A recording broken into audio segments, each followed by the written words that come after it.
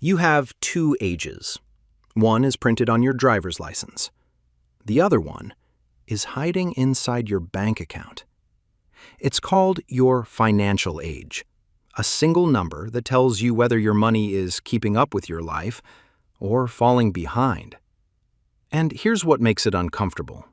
A 35-year-old can be financially 52. A 28-year-old can be sitting at 45. Not because they're careless, not because they're lazy, but because nobody ever handed them the one calculation that actually reveals where they stand. Today, I'm going to show you exactly how to find your real financial age, and more importantly, how to reverse it. But before we get there, here's what you need to understand about your real age. It moves in one direction, at one speed, and there's nothing you can do about it. But your financial age? It moves in both directions. It can accelerate fast, or with the right moves, it can drop by years in a matter of months. The problem is, most people have never measured it.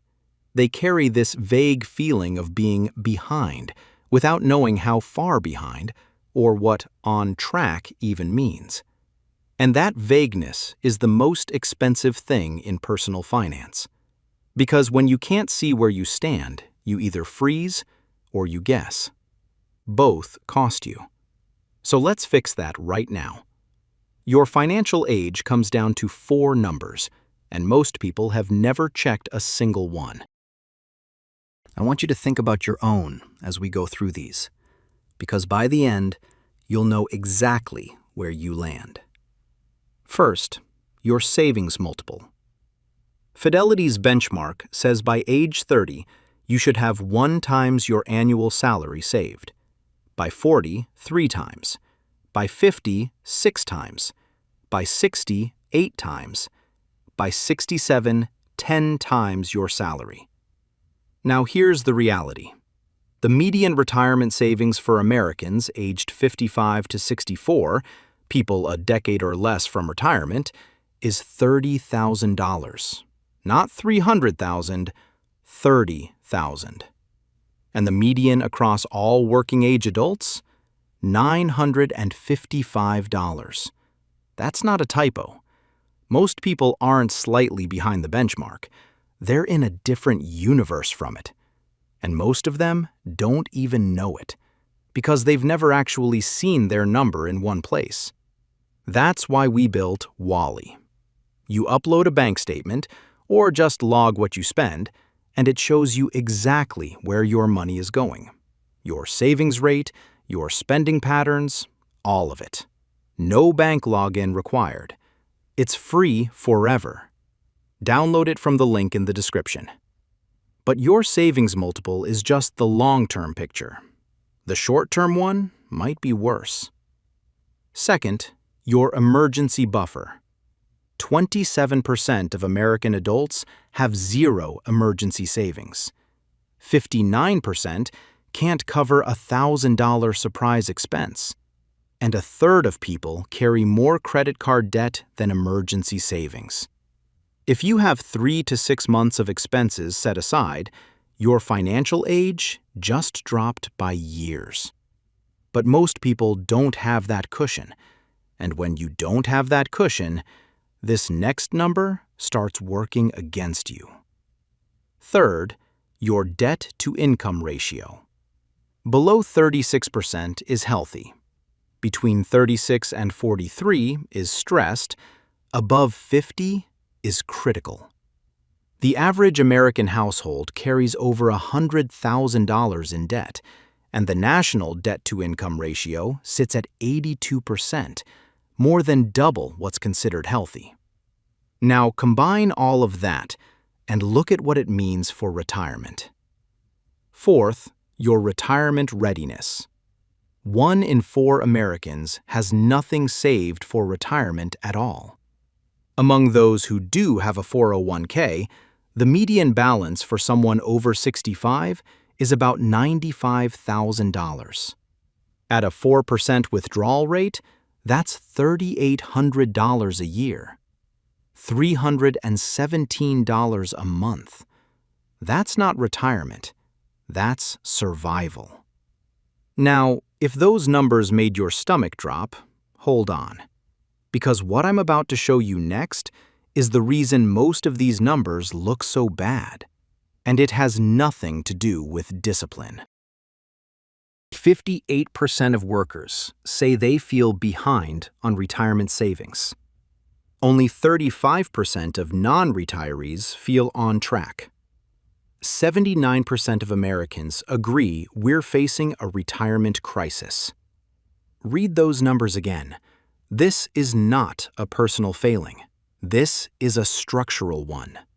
And the reason it's structural is almost hard to believe.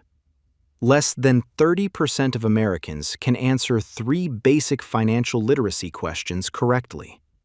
Among people under 35, only 14% get all 3 right. And here's the part that should make you angry.